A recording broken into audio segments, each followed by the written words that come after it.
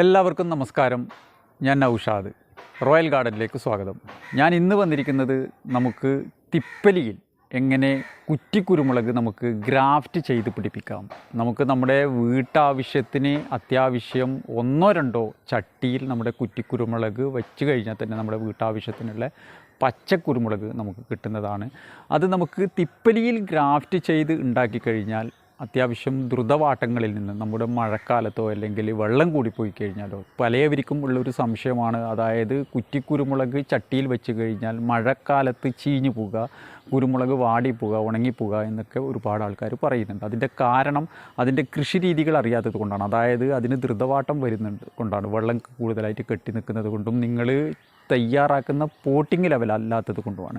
അതിനൊക്കെ ഒരു പ്രതിവിധി നമുക്ക് തിപ്പലിയിൽ നമ്മുടെ കൊളൈബ്രനത്തിൽ ഗ്രാഫ്റ്റ് ചെയ്ത് പിടിപ്പിച്ച് കഴിഞ്ഞാൽ നമുക്ക് കുറ്റിക്കുരുമുളക് ഒരു കാരണവശാലും വേരിൽ നിന്നുള്ള ഒരസുഖങ്ങളും ഉണ്ടാവുകയില്ല. നമുക്ക് കൂടുതലായിട്ടും എല്ലാവരും ഇപ്പം ചെയ്യുന്നത് തിപ്പലിയിൽ കുറ്റിക്കുരുമുളക് ഗ്രാഫ്റ്റ് ചെയ്ത് പിടിപ്പിച്ചിട്ട് ഉണ്ടാക്കുന്നതാണ്. അതെങ്ങനെയാണ് നമുക്ക് തിപ്പലിയിൽ ഗ്രാഫ്റ്റ് ചെയ്യുന്ന രീതിയാണ് ഞാൻ നിങ്ങളെ ഇന്ന് പരിചയപ്പെടുത്തുന്നത്. ഞാനിപ്പോൾ ഉള്ളത് എൻ്റെ വീടിൻ്റെ പരിസരത്തൊക്കെ ആയിട്ട് ഞാൻ PVC പൈപ്പിൽ സെറ്റ് ചെയ്ത കുരുമുളക് കൃഷിയിലാണ് ഞാൻ ഇന്നുള്ളത്.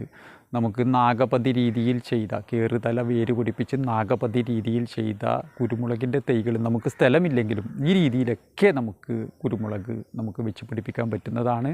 അതുപോലെ നിങ്ങൾ ഈ കാണുന്നത് നമ്മുടെ പന്നിയൂർ വൺ ഇനത്തിൽപ്പെട്ട ഇതിൻ്റെ നീളം കണ്ടില്ലേ നിങ്ങൾ?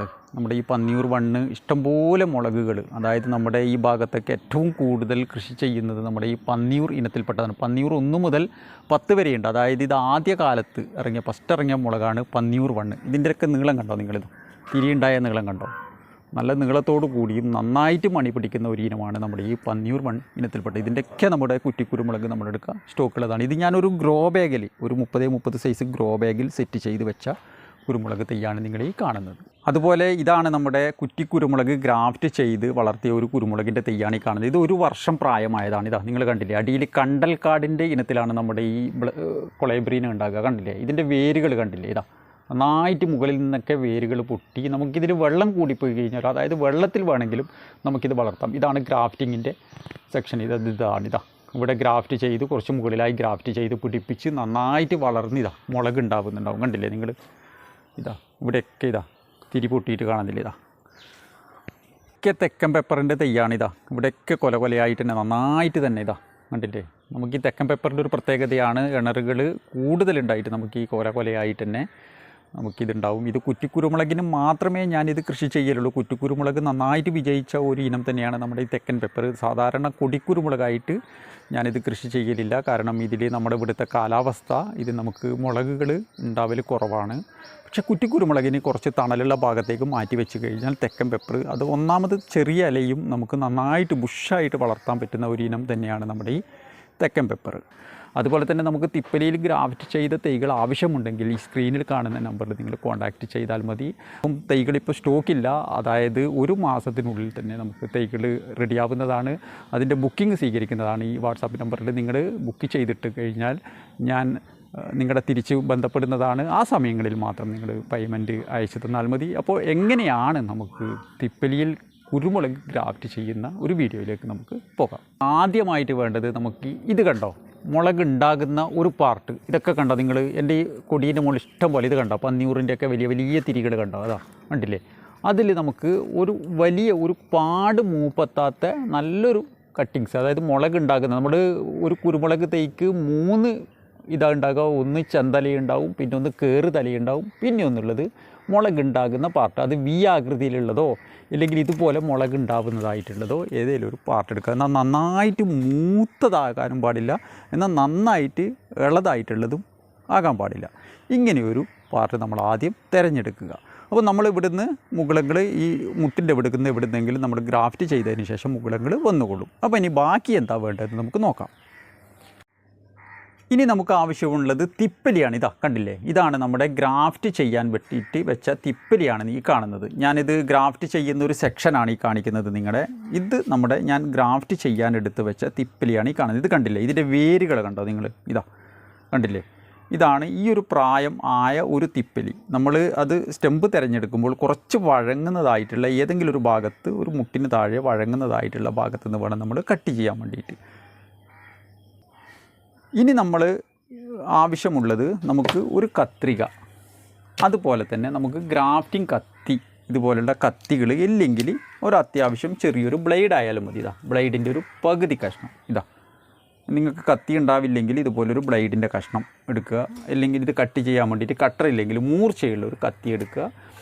അതുപോലെ തന്നെ നമുക്കൊരു ടാപ്പ് വേണം, ഇത് ചുറ്റാൻ വേണ്ടിയിട്ടുള്ള ടാപ്പ് നമുക്ക് പ്ലാസ്റ്റിക്കിൻ്റെ കഷ്ണമായാലും മതി. ഇത് ഞാൻ എൻ്റെ ടാപ്പ് തീർന്നു പോയത് കൊണ്ട് അത്യാവശ്യം വലിയുന്ന പ്ലാസ്റ്റിക് ടാപ്പ് വാങ്ങിച്ച് വെച്ചതാണ്. ഇത് നിങ്ങൾക്ക് കാണിച്ചു തരാം. പൊട്ടിപ്പോകരുത്, ഇതുപോലെ വലിക്കുമ്പോൾ വലിഞ്ഞ് കിട്ടുന്ന ടാപ്പുകളായിരിക്കണം. അതൊന്ന്. ഇനി നമുക്ക് ചെയ്യാനുള്ളത്, നമ്മളിവിടെ വഴങ്ങുന്ന ഭാഗത്ത് ഇത് കണ്ടില്ലേ, ഇതിൻ്റെ വേരുകൾ കണ്ടില്ല, ഇതാ കണ്ടൽക്കാടിൻ്റെ ഇനത്തിലെ വേരുകളാണെന്ന് ഞാൻ പറഞ്ഞു. ഇത് വെള്ളത്തിൽ വേണമെങ്കിലും നമുക്ക് വളർത്തിയെടുക്കാം. അതിനുശേഷം നമ്മൾ എന്ത് വേണം, ഇവിടെ വെച്ച് മുട്ടിന് താഴെ വെച്ച് കട്ട് ചെയ്യുക.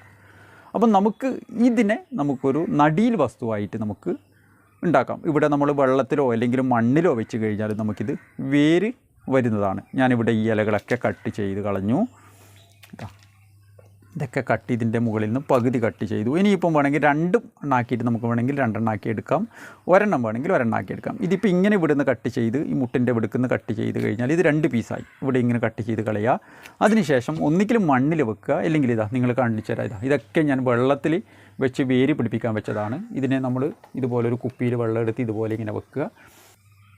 ഇതൊക്കെ തിപ്പലി ഞാൻ കട്ട് ചെയ്ത് ഇതുപോലെ ഒരു കുപ്പിയിലിട്ട് ഇങ്ങനെ വെള്ളത്തിൽ വെച്ചാണ്. ഇതിൻ്റെ അടിഭാഗത്ത് കാണുന്നില്ലേ, വേരിറങ്ങുന്ന കാണുന്നില്ലേ, നന്നായിട്ട് വെള്ളത്തിൽ തന്നെ നമുക്കിത് ഉണ്ടാക്കിയെടുക്കാം എന്നുള്ളൊരു ഇതുണ്ട്. അതുകൊണ്ടാണ് ഇത് ചതുപ്പിലായാലും ഇനി വയലിലായാലും നമുക്കിതിങ്ങനെ തിപ്പലിയിൽ ഗ്രാഫ്റ്റ് ചെയ്ത തൈകൾ വേരിൽ നിന്നുള്ള ഒരു അസുഖങ്ങളും ഉണ്ടാവില്ല എന്ന് പറയുന്നത്. അതിനുശേഷം നമ്മൾ ആദ്യം വേണ്ടത് ഈ മുളകുണ്ടായ പാർട്ടാണെന്ന് ഞാൻ പറഞ്ഞു. ഈ മുളകിനെ ഇവിടെ വെച്ചിട്ട് നമ്മൾ ഇവിടെ വെച്ചിട്ട് അങ്ങ് കട്ട് ചെയ്ത് കളയാം. ഒറ്റ വെട്ടിനങ്ങ് കട്ട് ചെയ്ത് പോകണം ഈ സാധനം, അത് ഞതയാൻ പാടില്ല. ഇങ്ങനെ കട്ട് ചെയ്ത് കളഞ്ഞു. അതിനുശേഷം ഈ മുകളിലത്തെ ഈ 2 ഇല പകുതി ആക്കിയിട്ട് കട്ട് ചെയ്ത് കളയുക. അതിനുശേഷം എന്ത് ചെയ്യണം, നമ്മൾ ഇതിനെ ആദ്യം നമ്മൾ കട്ടർ വെച്ച് കട്ട് ചെയ്ത ഭാഗങ്ങൾ ഞതഞ്ഞിട്ടുണ്ടാവും, ആ ഭാഗങ്ങൾ നമ്മളിതുപോലെ കട്ട് ചെയ്തെടുക്കുക. കട്ട് ചെയ്തെടുത്തതിന് ശേഷം നമ്മൾ ചെരിച്ച് ഇതുപോലെ ചെരിച്ചിട്ട് ഇങ്ങനെയൊന്ന് നമ്മൾ വി ആകൃതിയിൽ നമ്മളിത് ചെത്തിയെടുക്കുക. ഇതിൻ്റെ ഇപ്പുറത്തെ ഭാഗത്തും ഇതുപോലെ നമ്മൾ ചെത്തിയെടുക്കുക. വി ആകൃതിയിൽ ചെത്തിയെടുക്കുക മതി. അതിനുശേഷം ബ്ലേഡ് വെച്ചിട്ട് നമ്മളെന്ത് വേണം, ഇതിൻ്റെ താഴത്തെ ഭാഗം ഒന്നുകൂടി ഒന്ന് കട്ട് ചെയ്ത് കൊടുക്കുക. ഇതിവിടെ റെഡിയായി. അതിനുശേഷം നമ്മൾ ഇതിൻ്റെ അകത്ത് തൊടാൻ പാടില്ല. അതിനുശേഷം ഇതും ഞതഞ്ഞ ഭാഗങ്ങൾ ഒന്ന് നമ്മൾ കട്ട് ചെയ്ത് കൊടുക്കുക. അതിനുശേഷം ഇതിൻ്റെ സെൻറ്ററിൽ നമ്മളിതുപോലെ ഒരു വളർപ്പുണ്ടാക്കി കൊടുക്കുക, കീറി കൊടുക്കുക. നമ്മൾ എത്രത്തോളം ചെത്തി ആ ഭാഗത്ത് ഇങ്ങനെ ചെത്തി കൊടുക്കുക, കീറി കൊടുക്കുക. അതിനുശേഷം നമ്മളിതിൻ്റെ തണ്ട് ചിലപ്പം വണ്ണം കൂടുതലോ കുറവോ ഉണ്ടെങ്കിൽ നമ്മളെന്ത് വേണം, ഇതിങ്ങനെ വെച്ച്, ഇതിപ്പം മുളകിൻ്റെത് കുറച്ച് വണ്ണം കൂടുതലാണ്, അതുകൊണ്ട് ഒരു സൈഡ് നമ്മൾ തൊലിയും തമ്മിൽ ഇതുപോലെ ചേർത്ത് വെക്കുക. ഇത് കണ്ടില്ലേ നിങ്ങൾ, ഈ ഭാഗങ്ങൾ ഒരു ഭാഗം ചേർത്ത് വെക്കുക. ഇപ്പുറത്തെ ഭാഗം ചേർന്നില്ലെങ്കിലും കുഴപ്പമില്ല, 2 ഭാഗം ചേർന്ന് കിട്ടുമെങ്കിൽ നല്ലത്. ഇല്ലെങ്കിൽ ഒരു ഭാഗമെങ്കിലും ഈ തൊലി തമ്മിൽ ജോയിൻ്റ് ആവണം. അതുപോലെ ഇങ്ങനെ ചേർത്ത് വെക്കുക. അതിനുശേഷം ഞാൻ നേരത്തെ പറഞ്ഞു, ടാപ്പ് എടുത്ത് വെച്ച് നമ്മൾ വലിയുന്ന ടാപ്പായിരിക്കണം. അതിങ്ങനെ താഴെ മുതൽ മുകളിലേക്ക് നമ്മളിതുപോലെ നമ്മൾ ടൈറ്റിൽ, അമിതമായിട്ട് ടൈറ്റായി പൊട്ടിപ്പോകാൻ പാടില്ല, എന്നാലും നല്ല രീതിയിൽ ഇത് ഒട്ടിപ്പിടിക്കാൻ വേണ്ടിയിട്ടുള്ള രീതിയിൽ നമ്മൾ മുകളിലേക്ക് ഇതുപോലെ നമ്മൾ ടൈറ്റ് ചെയ്ത് കൊടുക്കുക. ഇതുപോലെ വലിഞ്ഞ് നമ്മൾ കെട്ടിക്കൊടുക്കുക.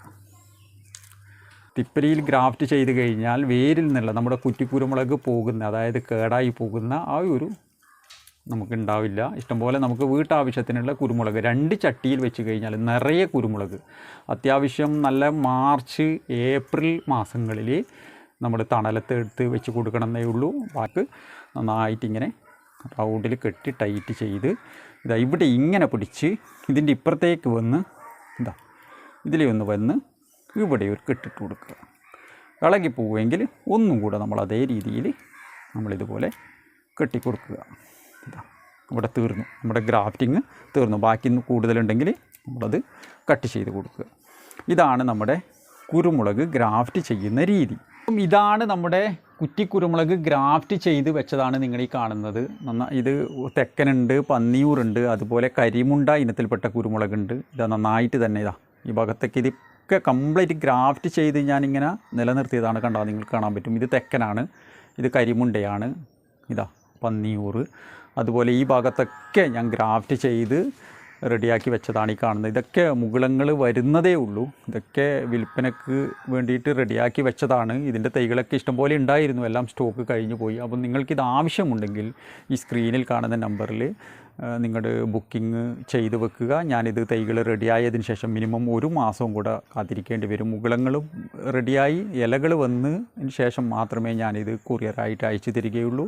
അതുപോലെ തന്നെ നിങ്ങളെൻ്റെ ഈ ചാനൽ ആദ്യമായിട്ട് കാണുന്നുണ്ടെങ്കിൽ സബ്സ്ക്രൈബ് ചെയ്ത് ലൈക്ക് ചെയ്ത് സപ്പോർട്ട് ചെയ്യുക. അതുപോലെ ഇത് കൂടുതൽ പേരിലേക്ക് എത്തിക്കാൻ വേണ്ടിയിട്ട് ഷെയർ ചെയ്യുക.